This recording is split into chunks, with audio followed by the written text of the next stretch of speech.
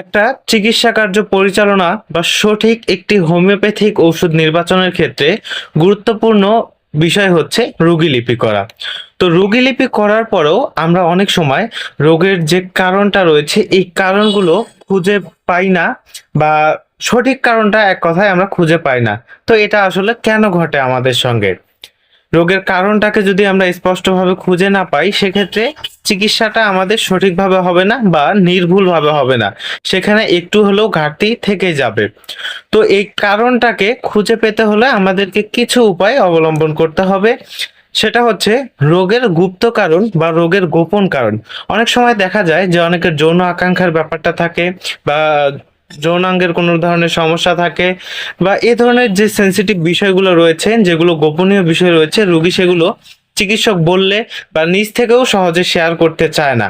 তো সেক্ষেত্রে যদি আমরা রোগের প্রকৃত কারণটা খুঁজে না পাই, সেক্ষেত্রে আমরা অবশ্যই চেষ্টা করব যে রোগীর গোপন সমস্যাগুলো বা গোপন যে কারণগুলো রয়েছে প্রত্যেকটাই খুঁজে বের করার। তাহলেই ইনশাআল্লাহ আমরা রোগের মূল কারণটাকে সঠিকভাবে নির্ণয় করতে পারবো।